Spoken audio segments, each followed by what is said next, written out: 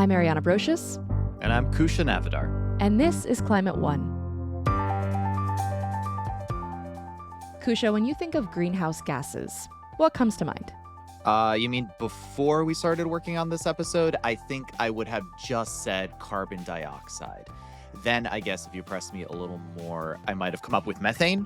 I mean, there are like a billion cows belching this stuff. Yeah, I think I probably would have had the same answer. So much of the climate conversation is focused on reducing emissions of carbon dioxide, or CO2, and rightly so, because CO2 has caused over half of the global warming we're experiencing today. But what about the other half? Well, need I repeat? Methane. Cows.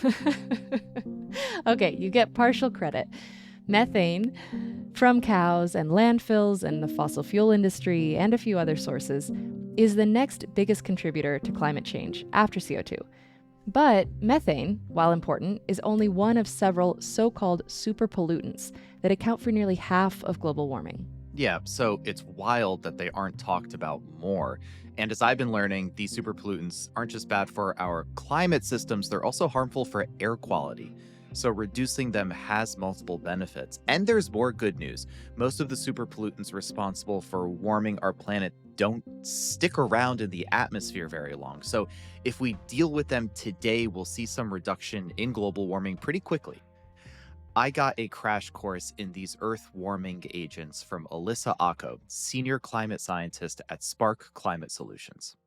Super pollutants are climate warming agents that are far more powerful than carbon dioxide. So we actually emit far less of them than carbon dioxide.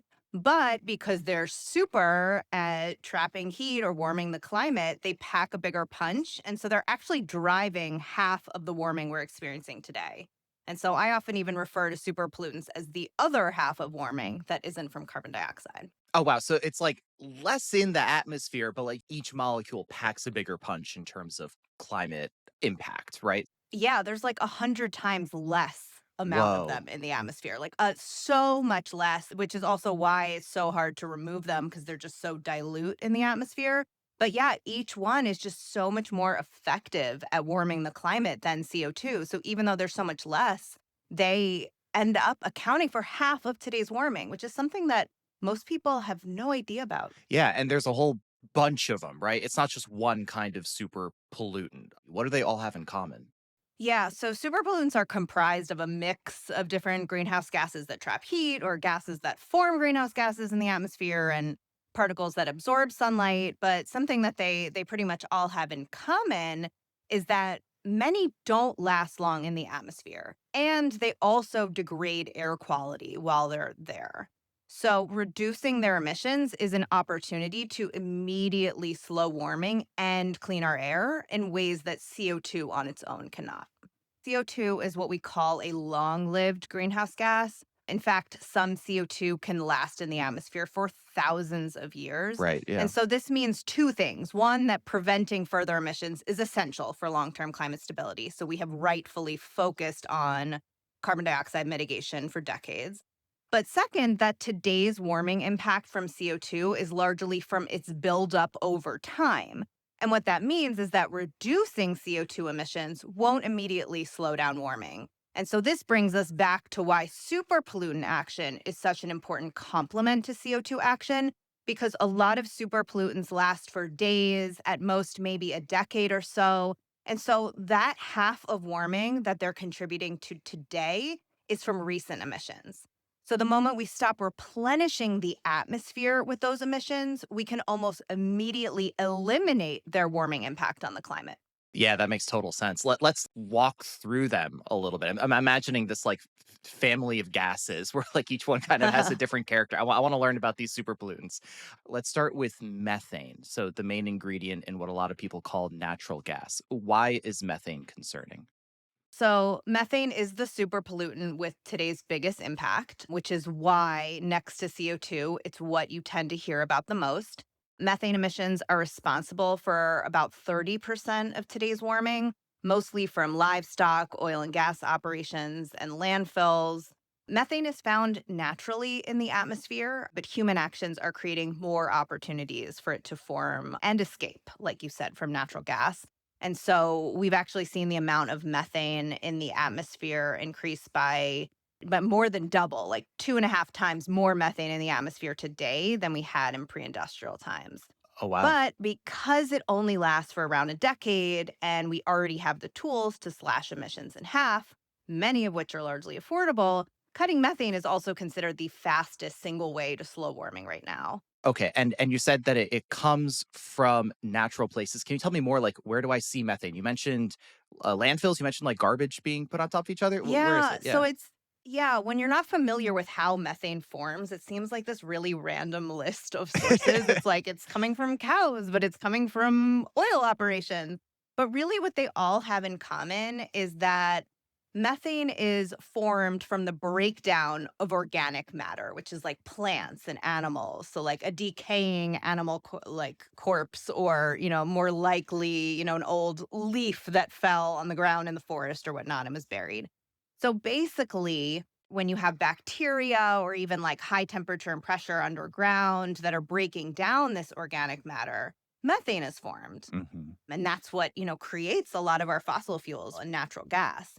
And we also see that when we bury trash in landfills, for example, but then also underwater. And this is why we see a lot of natural methane coming from wetlands, for example. You have Ah. vegetation that's just decomposing underwater, especially in warm places. You don't have a lot of mixing of the water column. And so you end up with just forming a lot of methane that bubbles out of the water. And that's why this can also be, in wastewater or in rice fields, rice paddies, because you are growing the plants in a flooded field. So it sounds like this is a natural decomposition byproduct, is kind of how I would Yes. summarize it. So Yes. I'm not a chemistry guy, but I do love physics. And I feel like short of stopping things from decomposing, which runs against like a law of thermodynamics, what are the easiest ways to stop methane from polluting the air? Yeah. Number one, if we were to stop all fossil fuel extraction activities, we would prevent a lot of this methane that was produced deep underground from going back into the atmosphere. I mean, it should stay underground for thousands, millions of years, but it's not because we're taking it out. But also just not having, for example, as much livestock, like let's say having more efficient livestock that can more productively produce milk, let's say. So you have less cattle, but still the same amount of milk. You'll have less digestion producing methane. For landfills, you divert that organic matter somewhere else. You don't let it end up in a landfill. You compost it, which means you're basically giving it the oxygen that it needs to fully decompose. And then you can use that for soil, for example. And so you were saying as well, if we stop methane from leaking into the atmosphere, a huge part of the problem goes away pretty quickly, right? Yes. Yes, because that methane that's causing 30% of today's warming is really from methane we've emitted over the past couple of decades. Interesting. Let's turn to ozone. So this is number two of the five we're Yes. going to talk about. I grew up thinking ozone was our friend. In fact, like it shields pretty Yes. much every living thing from the sun's ultraviolet radiation. And anyone who was a kid from the 80s or 90s knows about the ozone layer opening up, and the loss of ozone was a huge global concern. So, Alyssa, help me understand, why are climate scientists now worried about ozone accumulating? Yeah, so there's the good ozone and the bad ozone, and it really depends on where you are in the atmosphere. And so the good ozone is upper atmosphere, stratosphere for those familiar with the atmosphere layers. And that ozone naturally forms and is really essential to blocking harmful UV radiation from penetrating down to the surface. So that's the good ozone. The bad ozone is, and it's the same molecule, but that molecule is also toxic. So when that ozone forms, and it can form through a number of different pathways, and some of our emissions of different gases into the atmosphere are triggering the formation of ozone down here. We call that tropospheric ozone. It's toxic to humans and plants. And it's also a greenhouse gas. I've heard you mention that this like near ground level ozone is responsible for about a quarter of global warming. That's a huge amount, but it's not covered by the Paris Agreement. Why not?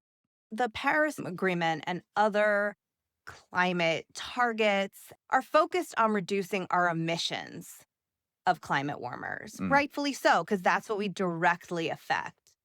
Tropospheric ozone is not emitted, it is it's formed in formed. the atmosphere. Right. So it's been left out of a lot of these really important climate treaties and agreements and whatnot, including in the Paris Agreement, because what's forming the tropospheric ozone, like carbon monoxide, for example, and volatile organic compounds, also known as VOCs, those are really harmful air pollutants, but they aren't major greenhouse gases. So they're not covered by the Kyoto Protocol, the Paris Agreement that is focusing on greenhouse gases that we emit. So that's a major gap in climate policy that needs to be addressed because carbon monoxide and volatile organic compounds are contributing to around 12% of the warming we're experiencing today.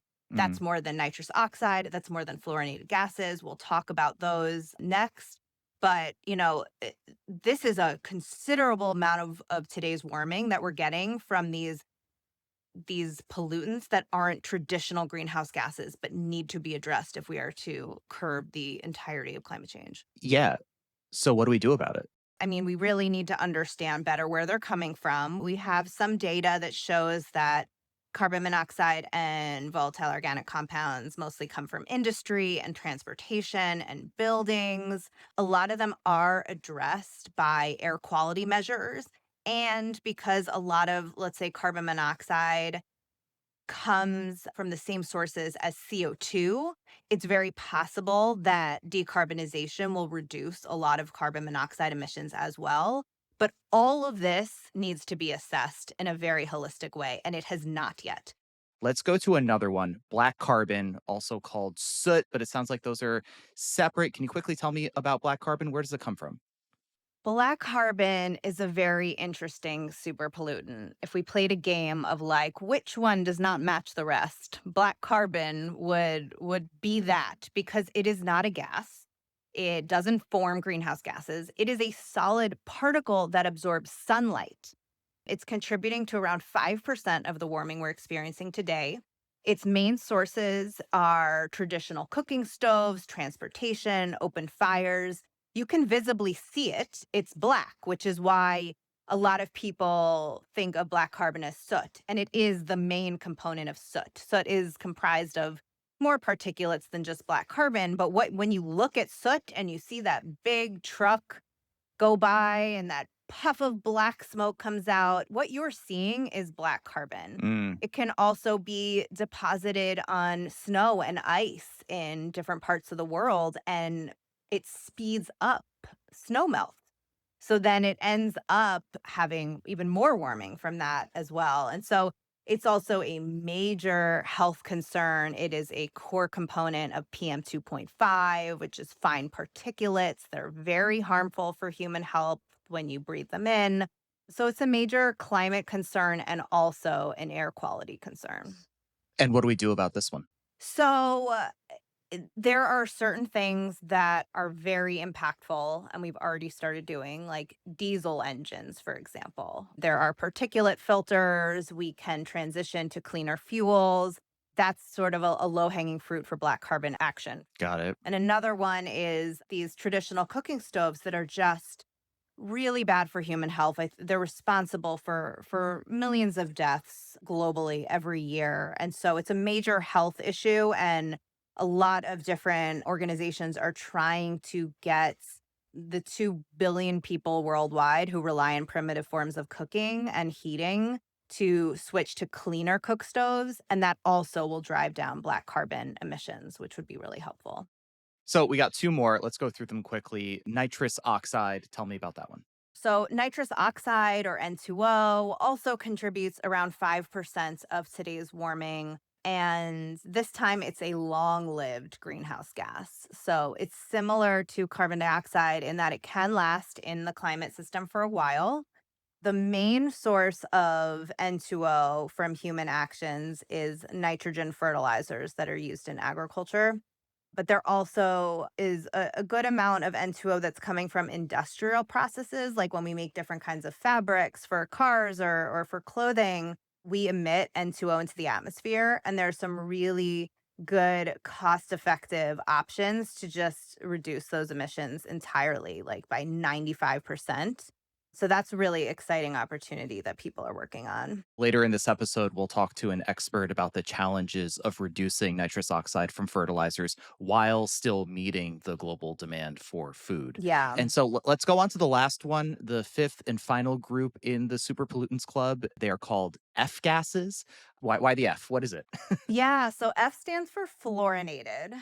They're also sometimes called halogenated gases because it's kind of, if you remember your periodic table, like all the way the I column on barely the do, right Ilissa. side, which is like inert Okay. inert gases or whatnot. So this one is also different than the rest in that this is the one category that's not natural. We do not find these gases naturally in the atmosphere. We make them. They are entirely synthetic. They make up around 5% of today's warming, and they're designed purposely to help us, for example, through enabling refrigerators and air conditioners, and also cooling our electronics.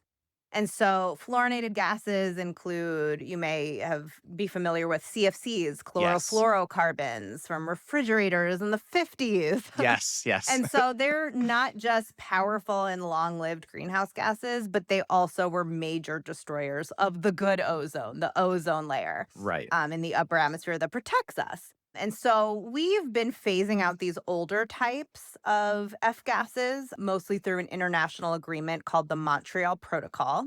But their main replacement gases, which are called HFCs, which stands for hydrofluorocarbons, those ones were not affecting the ozone layer, but they're potent greenhouse gases. Oh, So interesting. now we are starting to phase those down as well through the Kigali Amendment to the Montreal Protocol, which was a really exciting development from a few years ago. And these fluorinated gases, the HFCs, are short lived. So they're not long lived in the atmosphere. But if we didn't take care of them, they were expected to balloon out of control and contribute substantially to warming in the future. So we are now trying to address that issue. Is there more to be done? Absolutely. We could move a lot faster, but it's exciting to have these international agreements in place. Okay, so with aplomb, you just walked us through the five in the super pollutant club. There's Yes. methane, ozone, black carbon, nitrous oxide, and F gases. So, Yes. of the members of the super pollutants club, which one are you personally most concerned about? Oh, so, it's like you don't have like a favorite child because they're all so unique and special in their own way. And And they honestly destructive. all and destructive. But I think about it in terms of like the opportunities we have with them. So it's like glass half full, glass half empty. So like glass half empty, yeah, they're all destructive and worrisome. Glass half full, because all of these super pollutants have been largely neglected in climate policy, they also can be considered this like untapped opportunity to curb climate change. They're responsible for more than half of today's warming, but they've only received a few percent of climate funding. Oh, wow. So it's like there's a lot we can do to accelerate efforts to reduce them.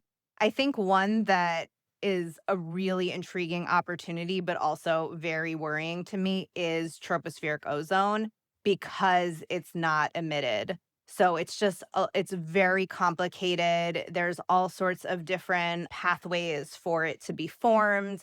One that's top of mind for me constantly is hydrogen. Hydrogen we think of as a climate solution, but hydrogen is also a tropospheric ozone precursor. It forms ozone in the atmosphere. It contributes to tropospheric ozone's climate impact. As we scale up hydrogen initiatives worldwide, this tiny molecule, hydrogen, two hydrogen atoms, super lightweight, super small, it can escape from everywhere throughout the value chain. And so, how does that affect tropospheric ozone? And there's a lot of chemistry questions that we need to answer to really understand how we can reduce the magnitude of impact from tropospheric ozone going forward. Of the five super pollutants, which would you say is the easiest to solve? Methane. Just stop the cows from burping? So there's a lot of really exciting work being done right now to reduce the amount of methane that cows are producing. Mm. So there's three main sources of methane, like three different buckets. And so one is fossil fuels, and that there's just so many low-hanging fruit opportunities. It's unbelievable. And you alluded to the fact that we have satellites that can detect these things now, which is totally changing the game because in many cases, fixing the problem is as simple as tightening a valve on a gas pipeline or Mm. replacing outdated equipment. And when that gas is saved, it's more energy to be sold, so it's often profitable too. But the one of the biggest challenges has been finding the leaks in the first place. But that's really changing fast in large part from these new methane detecting satellites. And not only can they detect methane from oil and gas operations and coal mining, but also from large landfills. So that's the second large category that methane is coming from. It's from waste. And so if we can find where the methane is coming from and identify those large amounts, we can go in and fairly efficiently reduce their emissions. The agriculture side of methane is definitely the remaining challenge. But even for that, because it's such a big opportunity to curb warming and clean our air, there's so much attention that is being put on driving new innovations to reduce their emissions.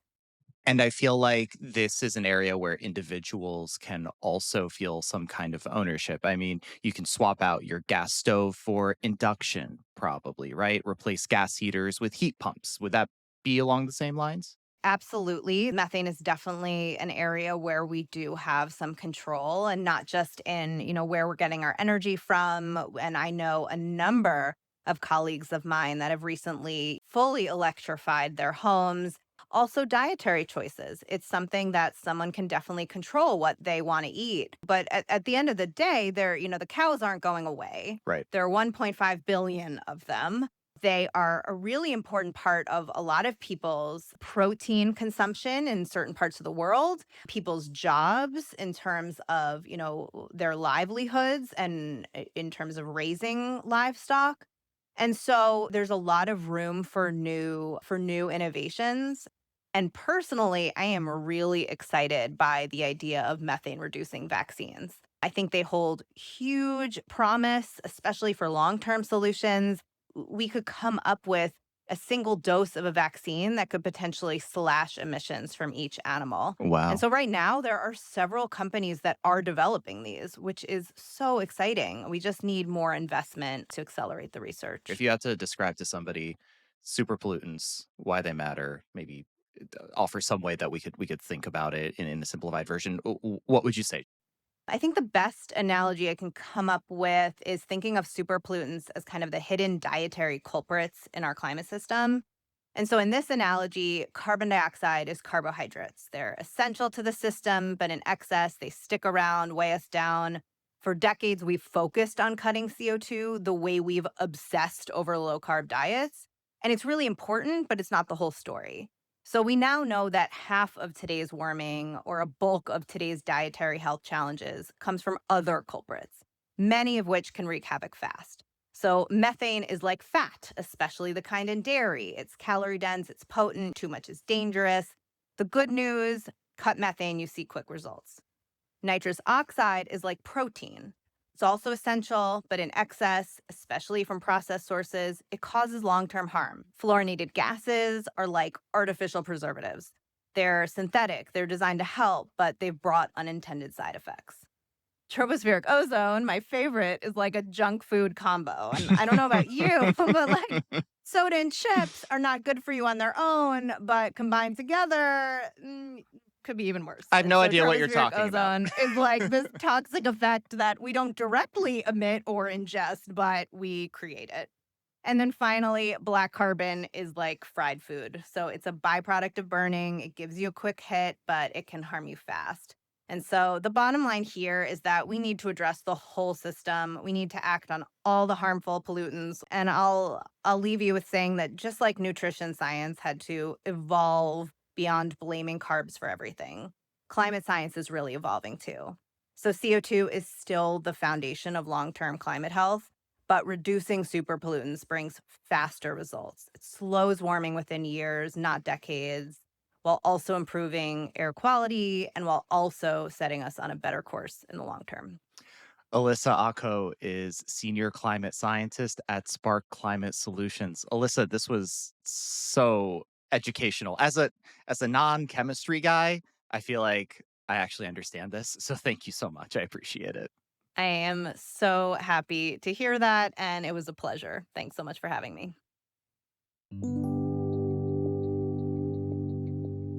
Coming up, we explore one of the top super pollutants, nitrous oxide, and dig into why it's so difficult to reduce emissions on the field. Agriculture has been and remains the last item on the political menu when it comes to environmental policy because of the challenges of policymaking in this space and the powers that are quite happy with the status quo. That's up next when Climate One continues.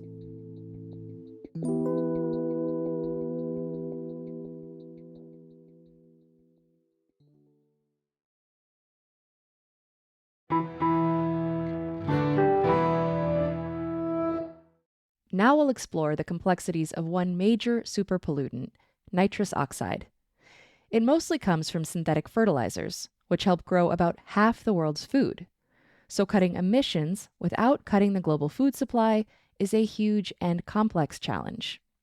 David Kanter is Associate Professor of Environmental Studies at NYU, who looks at the interconnected challenges of nitrogen pollution, food security, and sustainable development. Nitrous oxide is the third most important greenhouse gas. It's currently responsible for about 5% of global greenhouse gas emissions. And since the Industrial Revolution, so since the 19th century, it's been responsible for about 10% of global warming. Wow, that's kind of a lot, actually. Yeah. And where does it come from? I mean, I know that there's a lot of nitrogen in the atmosphere. Right. So nitrogen comes in different forms. Nitrous oxide has both natural and man-made sources. So the nitrogen cycle, which the nitrous oxide is a part of, is one of the most essential cycles, elemental cycles that we have. Without nitrogen, there is no life. It fuels photosynthesis. It's the building blocks of DNA and proteins. Without nitrogen, there is nothing, no life on this planet. And since the past century or so and our ability to essentially make synthetic fertilizer, the amount of nitrous oxide in the atmosphere from human sources has skyrocketed. So where natural sources used to dominate, now it's about equal in terms of the amount of nitrous oxide that's from man-made sources and from natural sources. And from man-made sources, it's agriculture that dominates, and primarily the use of synthetic fertilizer and also manure from livestock production from animals. That's about 3/4 of the nitrous oxide problem is from agriculture. And then there are other important sources from the burning of fossil fuels, industrial sources, wastewater, forest fires. But agriculture really is the big elephant in the room. There was a tremendous development in human history that allowed us to create synthetic fertilizer. So prior to that, people can think of cultures that deliberately grew crops that were more nitrogen fixing, like legumes, with ones that weren't, like corn, as a way to kind of keep the soil health. And then we discovered that we could make our own nitrogen fertilizer. And now half the world's population depends on synthetic fertilizers for their food. And yet, as you said, those same fertilizers are a significant driver of climate change. So, what would happen to global food production if we curtailed the use of those fertilizers in a big way? Well, according to the analysis that scientists have done, we would only be able to support about 3 to 4 billion people, about half of the world's population today. And we would probably have no natural ecosystems left. And we were fighting to save, the Amazon rainforest, the Congo River Basin forests, and Indonesia rainforests around the world, ecosystems around the world that are hugely important to our natural heritage, would almost certainly not be there, right? The synthetic nitrogen has allowed for this massive intensification and industrialization of agriculture, which has saved a lot of land, but has also, as you alluded to, had these massive environmental impacts. And for me, this process that we have of making synthetic nitrogen, the Haber-Bosch process, is probably the single most consequential invention in human history in terms of the impact on the number of people that we can support on this planet. There is no other single development, technological development in human history that has had such an impact. And that is not even getting into the fact that that same process, the Haber-Bosch process, also allowed for the production of things like ammonium nitrate, which are important fertilizers, but also explosives Hmm. that were hugely important in both world wars. And so it's been a massively consequential invention. Yeah. And so today, farmers, particularly in these very intense agricultural environments, apply a lot of fertilizer. When we spoke earlier, you said that currently about 50% of what is applied gets lost to the environment. That's a lot. Yeah. And it's a big cost to them because they're paying for that material, but also to the environment. We know about things like algae blooms that result from overconcentration of nitrates in water, things like that. So, do farmers really need to be using all of that fertilizer? In many parts of the world, the answer is no, right? In highly industrialized agricultural parts of the world, like the United States, think the Midwest Corn Belt, think most parts of Europe, the answer is no. But there is a very understandable reason for why farmers overapply. And it's essentially risk management or insurance, right? That most farmers apply their fertilizer either way before the growing season starts or right at the beginning of it. And you don't know as a farmer what the weather is going to be like that season. And so, in order to kind of guard against the possibility of massive rain events that could run off a lot of your fertilizer or nitrogen, you apply more than what you need, right? But there are many parts of the world where that is a huge amount of overapplication, either because the fertilizer is subsidized or simply because maximizing yield is the absolute top priority. Hmm. There have been tremendous advancements in precision agriculture, Yeah. Irrigation for one, but also in the application, I imagine, of fertilizers. So, what kinds of tools do farmers have access to that let them apply fertilizer more precisely? I like to think about it in these kind of two big categories of either how we apply and what we apply. And the how we apply is really about the kind of the behavior and the practices underpinning how we apply fertilizer. So, for example, a third of farmers in the United States still apply all their fertilizer in the fall, right? And there's a good reason for that because not much else is happening Hmm. in the fall, right? You're not planting your seeds, you're not harvesting, but it means that there is a 3 to 4 month period where you have these fallow fields, nothing is growing, and you just have a bunch of fertilizer. And so it's ripe for being lost to the environment, right? So better synchronizing when you actually apply the nitrogen with when the plants actually need it. So whether that be moving from fall application to the spring, or even better, applying it in smaller multiple doses over the course of the growing season, right? And there's also increasingly refined and technologically advanced GPS technology that allows farmers to identify exactly what parts of their field need more or less nitrogen. And so, specifically to this point of precision agriculture, really being able to modulate and kind of tailor the amount of nitrogen that you're applying. And then, in terms of the what we apply, there are new technologies around either, well, new and old technologies, to be honest, but there are polymer coatings, right? Kind of think about it as like delayed release medication, for example, when you take aspirin and it acts over a course of multiple hours. That's Hmm. often because there's a polymer around that that slowly dissolves and that delays the release of the aspirin in your body. And it's the same idea with fertilizer, these polymer coated fertilizers that delay the release of nitrogen in the soil to, again, this fundamental point of better synchronizing nitrogen supply in the soil with when the plants actually need it, right? So these technologies and practices exist, but then it becomes a question of, well, why have only a small proportion of farmers actually adopted them? Right. So, so what's the answer? The difficulty of acquiring equipment, the cost, risk aversion, or behavior change? What are the reasons you think? All of the above.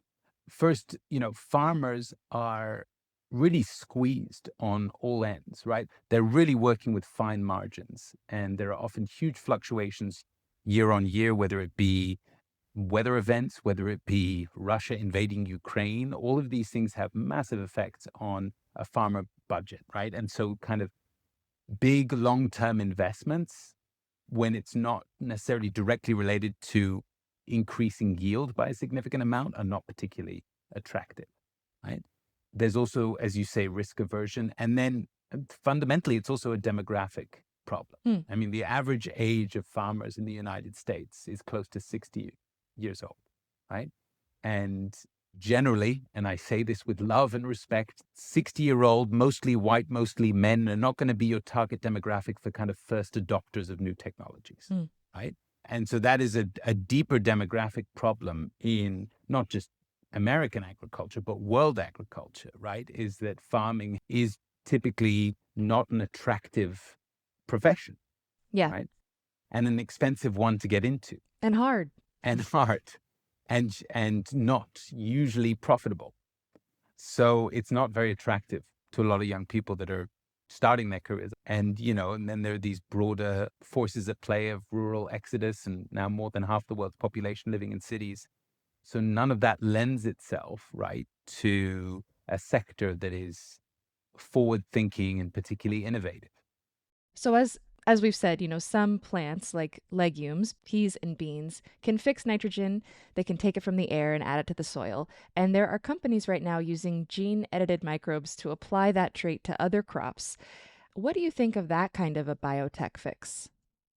I mean, it could be transformative in the sense that if these technologies allow for these crops to essentially fix most of their nitrogen, or even a significant portion of their nitrogen from the atmosphere, and reduce the demand for fertilizer, it could upend the fertilizer industry, but more importantly, provide perhaps one of the most precise forms of nitrogen application that we have, because these microbes would be primarily operating in the root zones of these plants, right? And when you apply fertilizer, you can never get that precise. You can get pretty precise with the machinery that we have, but not to the individual root zones of individual plants, right?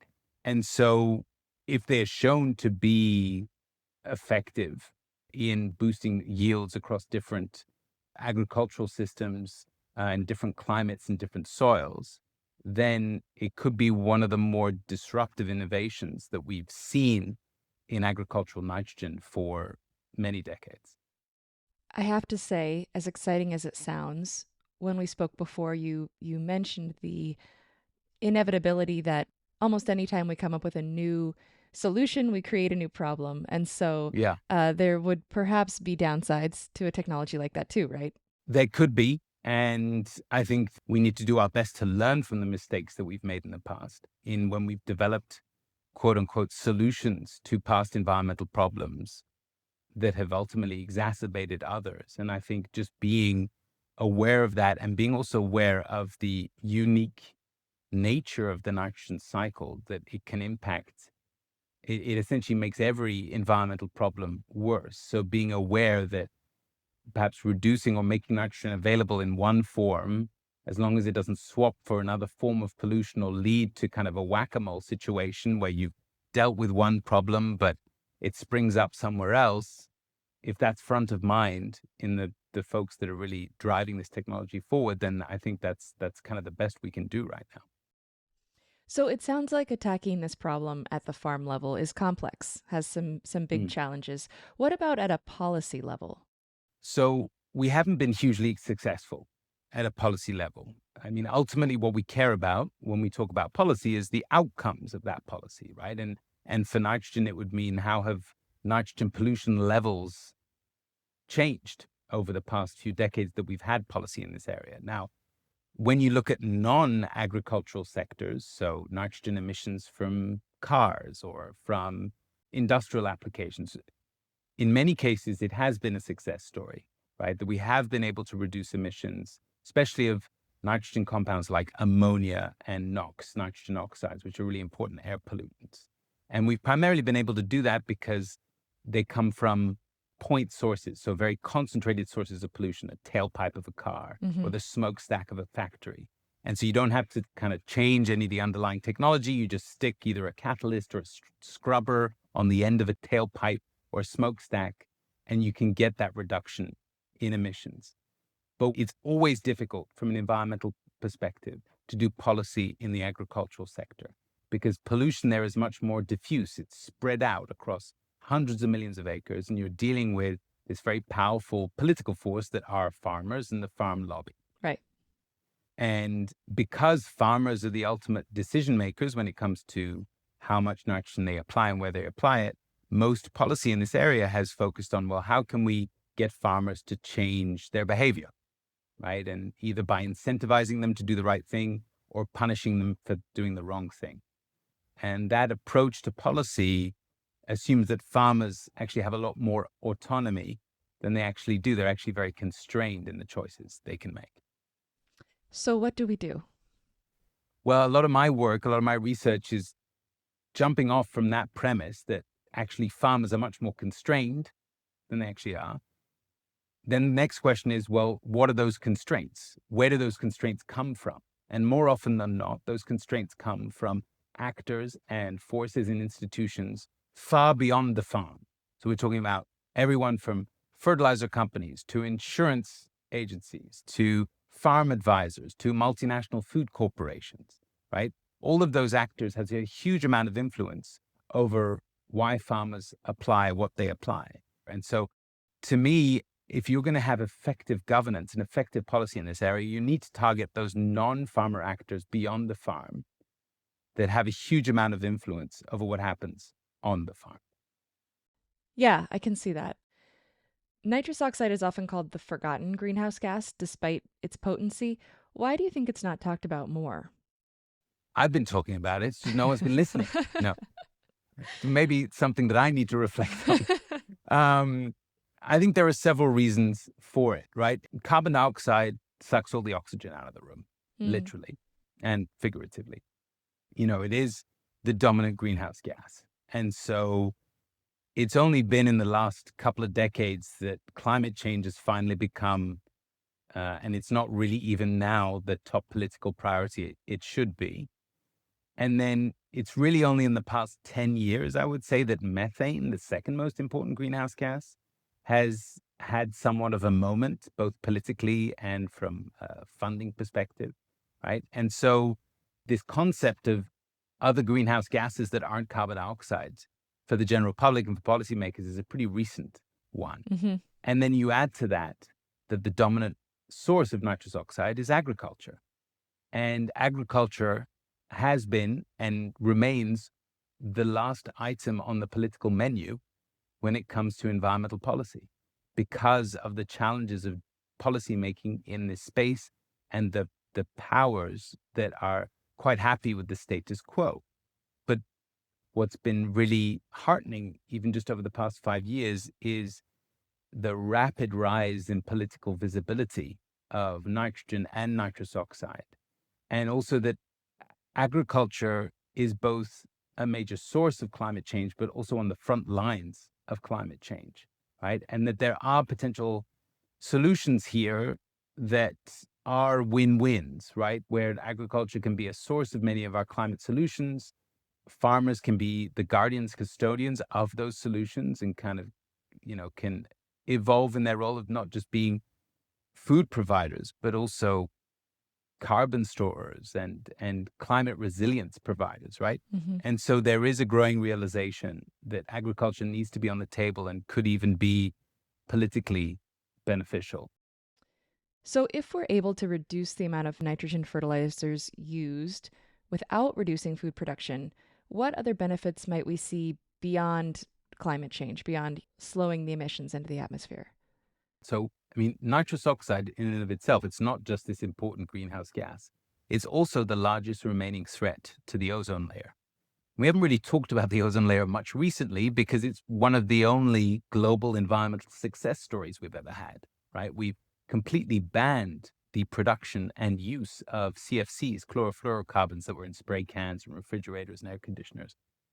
But in part because of the huge success of international efforts to ban the use of those chemicals and other ozone-depleting chemicals, And because of our continued reliance on fertilizer and growing intensification of agriculture, nitrous oxide is now the largest remaining threat to the ozone layer and threatens to undermine and potentially undo a significant portion of the success of our international efforts to protect the ozone layer. But that's just nitrous oxide. And nitrous oxide is just one chemical, one compound in the broader nitrogen cycle. Right. And there are many different nitrogen compounds. I mentioned a couple of them before, like ammonia and NOx. Those are two really important air pollutants. And air pollution is the leading cause of premature mortality worldwide. Then you have also nitrate, which is a water pollutant. And because of this unique chemistry of the nitrogen cycle, one atom of nitrogen can cycle through these different forms, and so can kind of go on a journey of environmental destruction, where it can first make air pollution worse. It can then be transformed into nitrate and pollute water. So high nitrate levels are linked with increased risk of colon cancer, blue baby syndrome, algae blooms that lead to massive fish kills. And then that same atom of nitrogen that has been an air pollutant and then a water pollutant can be transformed yet again to nitrous oxide, where it contributes to climate change and ozone depletion. The glass half full is that if we manage nitrogen better, you get a whole host of co-benefits and human health benefits as a result. David Kanter is Associate Professor of Environmental Studies at NYU. Thank you for helping us understand more about nitrous oxide, and we'll make it a non-forgotten greenhouse gas. Please, it would be helpful for my career. Thank you for having me. Coming up, how new satellites are helping reveal methane leaks from oil and gas operations. Our approach is not to name and shame. Our approach is to give information and inspire, because we really want the methane cleaned up. That's up next when Climate One continues.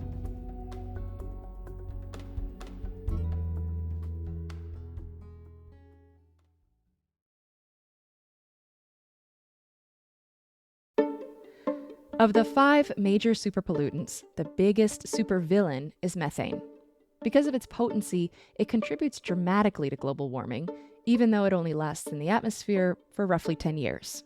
And as we heard in my conversation with Ilissa Ocko, the amount of methane in the atmosphere has more than doubled from levels in pre-industrial times. Some of that comes from natural sources, but a lot of it comes from human activities. Right. In just the last couple years, we've seen a new tool come into this space that has the potential to really help. And by space, you mean space. Yes. There are now multiple satellites tracking methane emissions, and the organizations behind those satellites are making their data available to the public. The idea is to help emitters know about their own contributions to atmospheric methane and to give more teeth to regulations aimed at curbing those emissions. One of these efforts is Methane Sat, led by the Environmental Defense Fund. I spoke with Millie Baird, who leads mission impact for EDF's Methane Sat, about why this technology is necessary. When Environmental Defense Fund started working on methane as a superpollutant and looking specifically at the leak rates of methane from the oil and gas infrastructure, we started closer to the ground. We started with drones and planes to try to understand how much methane was actually leaking from the oil and gas infrastructure. Because up till then, all of the emissions information were estimates based on infrastructure type. So if you had a certain kind of valve or wellhead, they would take a multiplying factor and say, based on your throughput, we think you're emitting this much, but nobody actually measured it. And so we started doing the measurements on the ground, closer to the ground, and realized that methane emissions were consistently being underreported by large amounts. And so we started looking at the major basins with a variety of technologies that were, like I said, aerial, drone, cars, driving methane sensors around. And we soon realized that in order to truly make policy change happen, we needed to look at all the basins. And natural gas is a global market. So if you conceive of, we're starting with a few basins in the United States, we were able to create an impression and an idea and overall leak rate for the United States. We were going to take it global. Basically, we realized we couldn't fly a plane over every oil and gas field in the world at the same time. Therefore, we needed a satellite to be able to have the global coverage and the repeat coverage to create these averages over time. Yeah, and one thing I think that's really important to highlight is that these leaks are not always constant. So they may occur and then disappear and then return. And so that really helps get a better picture of the actual leak rate, right? That's right. They're intermittent based on what sort of technology it's coming from, what infrastructure it's coming from. It's kind of like if I said to you, what's the temperature in June in like Hawaii? And you measured it for one day in 1 June in Hawaii, you wouldn't be able to characterize that. You'd have to go back to several Junes, several days in June and say, on average, it's this. It's kind of that same idea where we need to keep looking at the same place to make sure that we're getting an overall picture. The most economical, believe it or not, way to do that is with a satellite. Because if you're trying to cover a vast oil and gas basin and you have an airplane, then you're flying for several hours doing a little bit of a lawnmower kind of motion where you're going back and forth and back and forth. And by the time you get to the end, it's been 2 or 3 hours since you started the beginning, which means time becomes a variable in your calculations. So both time and space are moving, which makes it much more difficult. And with the satellite, we take one picture, it takes 30 seconds, we cover the entire basin, and we're able to get a much more accurate impression of how many emissions are coming from the whole basin. Plus, you get to avoid all those airplane emissions. Yes, so you that's definitely good. avoid, yes. So, in the US, most leaks are small. We're talking about less than 100 kilograms per hour. But these small leaks add up to a lot, to 70% of total methane emissions from the oil and gas industry. And that's a huge figure, 15 million tons of methane emissions just in the US. So, there are multiple organizations who have satellites doing some of this methane emission tracking. Why is having all that data so critical? Yeah, we joined a rich ecosystem of remote sensing experts who have been trying to understand methane from space. The government has one, Trapomi, which gives like continent wide swaths, global coverage, which is amazing, but also not very precise. So it's kind of like if you have a forest, you're trying to identify birds versus trees, you're going to use different like telescopes and binoculars. And so we're all looking at the same problem from different facets. And together, I think it creates a really rich, robust understanding of what's happening. And so Carbon Mapper is a great methane satellite that we work with that launched earlier this year. And they're able to zoom in very precisely on certain spots and characterize and place leaks, which is great, again, for like leak detection and repair. But they can't see the wider swaths that we can see. And so we're able to characterize those smaller leaks across an entire basin in one shot, which allows for policymakers to regulate based on their jurisdiction in terms of like a state or a basin. And when you think globally, it's really important because when you ask someone to be responsible for something that they previously weren't, the first thing they say is, well, what are they doing over there? So if you just say you have a leak, fix it, it's not as effective as if you're being able to characterize and say, actually, you're the third dirtiest basin out there. And so having that global understanding over wide areas is really important. So, across all the different reports like this that you've seen, not just from MethaneSat, but these other similar efforts that we've been talking about, what stood out or surprised you the most? The quantification of those small leaks was really surprising to me. I just also want to point out that other people will say, and they're totally right, let's say a big leaks are 40% of the problem. Then if you fix the 5 big leaks, you're basically reducing emissions by 40%, which is amazing. So I don't want to imply that you shouldn't be doing both, but if you don't see the smaller leaks, then you're missing over half the problem. hmm So, in terms of the sources of methane emissions, there are a few big ones. We've been talking about oil and gas. Another couple big ones are landfills and feedlots. And I'm curious what a rough percentage breakdown is in terms of how much comes from those different sectors. Yeah, so human activities in general account for about 60% of global methane emissions. And of that, agriculture, which would be the feedlots, but also rice paddies, account for 40%. Energy, which includes coal and natural gas, is 35%. And then waste, which is like landfills, is 20%. So those are the top contributors. Environmental Defense Fund has a very robust program looking at methane emissions from the agriculture sector.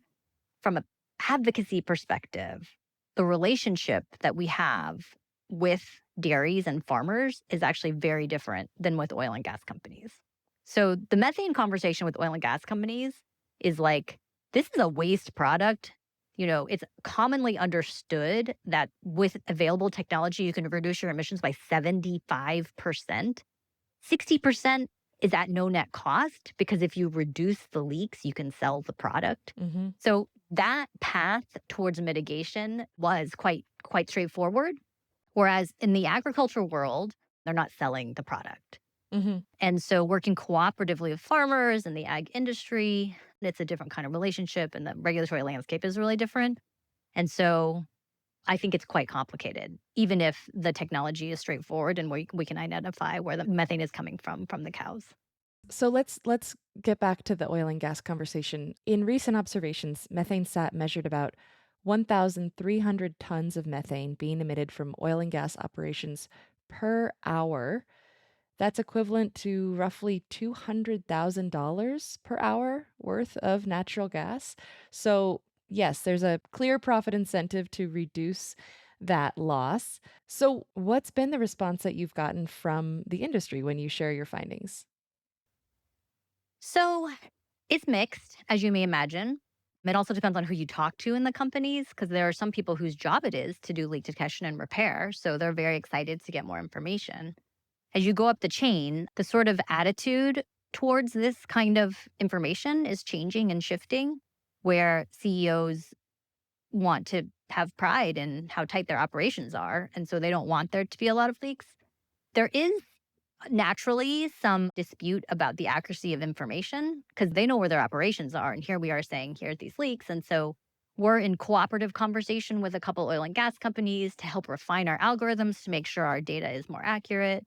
There's other oil and gas companies that are perhaps less open to conversations with us, which is totally understandable. Our approach is not to name and shame. Our approach is to give information and inspire because we really want the methane cleaned up. We don't need oil and gas companies to be vilified along the way.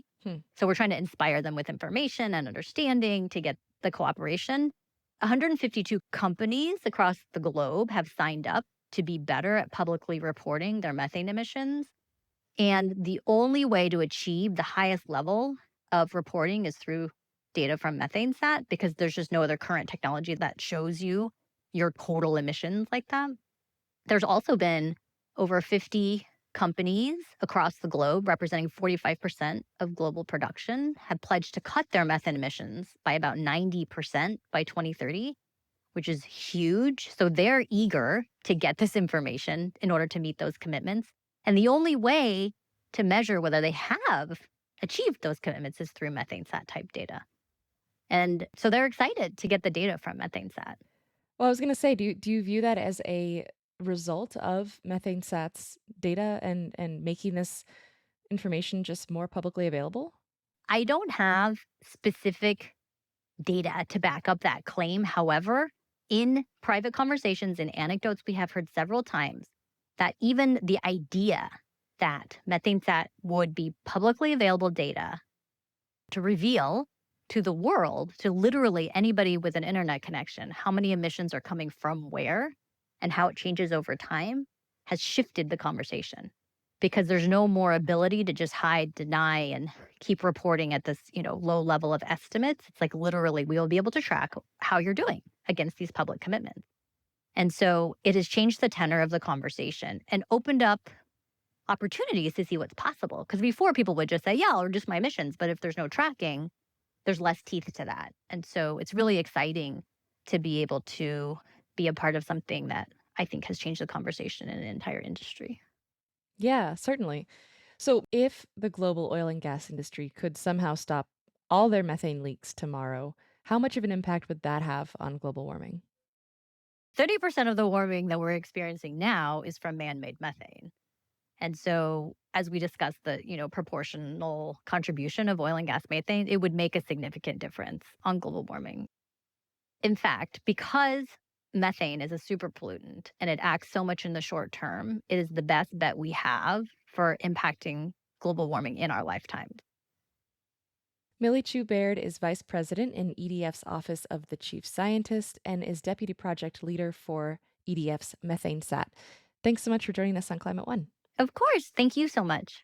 Hey everyone, Kusha and Ariana here. We're wrapping up our show, which means that it's time for one more thing. So my one more thing for this week is about clownfish. Ariana, how much do you love clownfish? I couldn't quantify it.